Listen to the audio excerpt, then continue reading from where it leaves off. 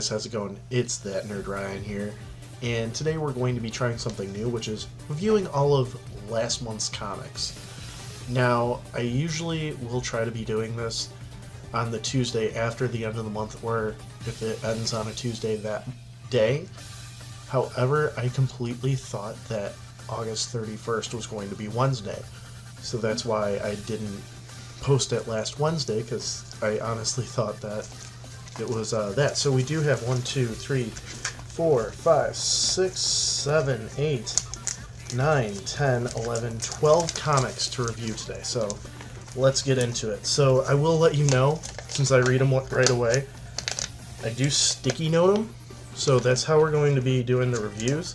And then I'm going to be ranking them out of however many comics came out to the best of my memory, because I don't rank them as I am writing the review. So first off, we're going to talk about War of the Bounty Hunters, Darth Vader, number 15. Number 15. So, in this, it ties in with War of the Bounty Hunters. It actually kind of barely does. It's a prequel to the latest issue. And the whole point of it is Vader is testing Ochi of Bestoon to see how loyal he is. And we find out that Jabba's cousin, Boku the Hutt, works with the Crimson Dawn, and that Ochi is, honestly, in my opinion, kind of a great foil for Vader, of kind of like this, like, comedic but loyal apprentice, and he does say that he's only loyal to the most powerful. So he still might be loyal to the Emperor and is planning to backstab Vader. I can see that happening. I give this one a 10 out of 10 for now. I'll reorder them at the end and then tell you the ranking at the end. So next is Dr. Aphra number 13, which is another tie-in to War of the Bounty Hunters. So in this one, there's actually no fight with Vader. And we are getting a Deathstick crossover, which is the Crimson Dawn Bounty Hunter, or Crimson Dawn Assassin, with the character known as Lucky. We see giant robots, and then Aphra ends up in prison. So, definitely never judge a comic by its cover, because you will never usually see what you get. So, as of right now, that's kind of a 4 out of 12.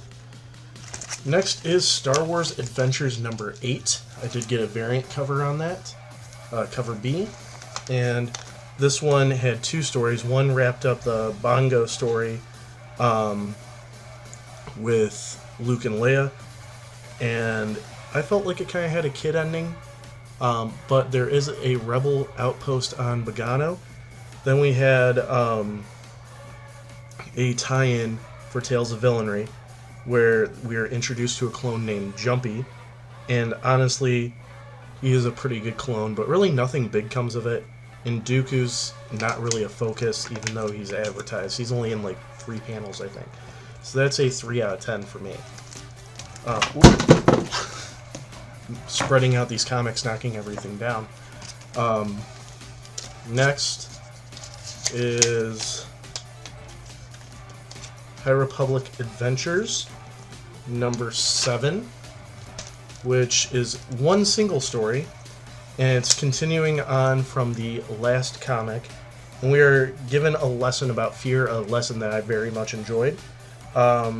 They actually show a young Jabba the Hutt in this, which is pretty cool, and we see something that I've never thought I'd see, which is a Jedi with 5 lightsabers, which is really, really cool to see. This one gets a 5 out of 12. And then we have War of the Bounty Hunters number 3 next. This one is continuing the main War of the Bounty Hunters story. And we finally get confirmation that Boba Fett's pelts are still Wookiee pelts. Luke is starting to arrive and Vader contacts him. And Kira actually fights Vader using Terras Kasi, which is really, really cool to see. Definitely gets an 11 out of 12 for me. Again, these aren't the official rankings. I am going to reorder them, and then we'll discuss who the winner is at the end. So, this was a free comic book day issue of Star Wars Adventures. This is definitely the 1 out of 12 because it is just a re-release of something that's already been a thing. I'm not even going to really review it.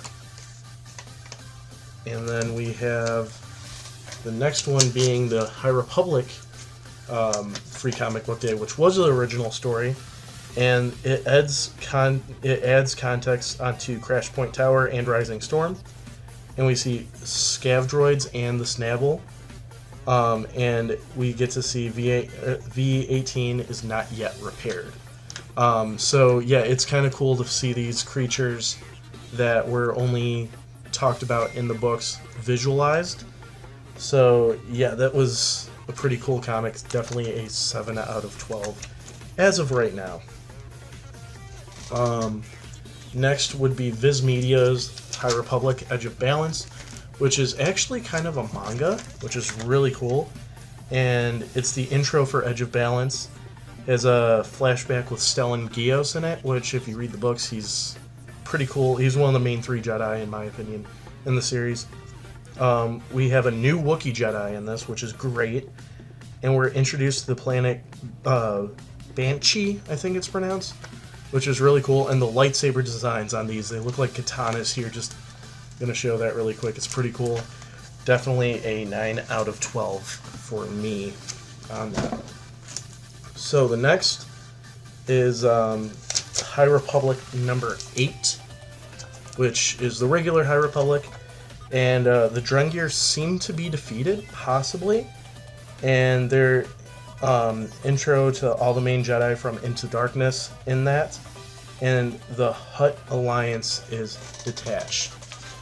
Next for the High Republic, we have the Monster of Temple Peak, which is a side comic. We were already introduced to Ty York in Rising Storm, as well as the Jedi,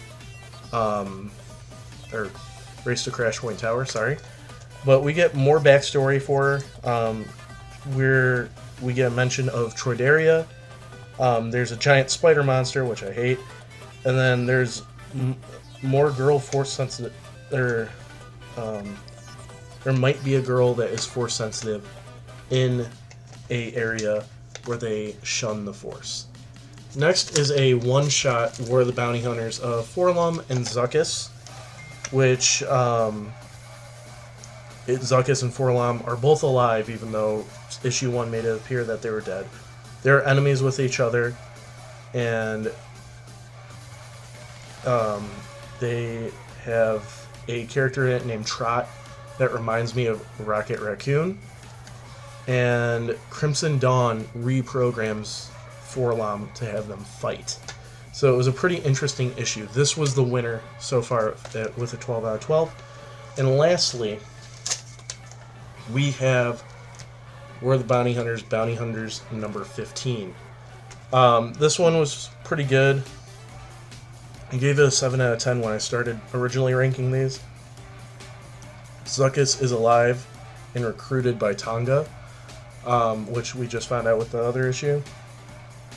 They also recruit Tasu Leech, and Deathstick is just awesome in this comic, and for some reason I still can't trust Dengar. I have a feeling he's going to betray Balance at the last point.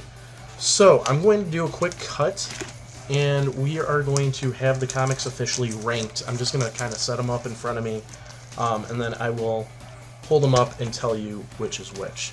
Alright, so the official ranking at number 1 with a 12 out of 12 is Forlom and Zuckuss. The runner-up with a 11 out of 12 is War of the Bounty Hunters number 3. Then we have Darth Vader number 15 with a 10 out of 12. Then we have Dr. Aphra number 13 with a 9 out of 12. Then we have the High Republic number 8 with an 8 out of 12. Then we have Edge of Balance with a 7 out of 12. We have Bounty Hunters number 15, I'm sorry, with a 6 out of 12, so that's a halfway one. Then with a 5 out of 12, we have High Republic Adventures number 7. With a 4 out of 12, we have The Monster of Temple Peak, issue number 1. Then with a 3 out of 12, we have High Republic Adventures Free Comic Book Day. Then Star Wars Adventures number 8 with a 2 out of 12. And the Star Wars Adventures Free Comic Book Day with a 1 out of 12. So I hope you guys enjoyed the video. Be sure to leave a like, comment, subscribe, ring that bell, and follow me on all my social media down below. It's that Nerd Ryan telling you, we're all Jedi Masters on the inside.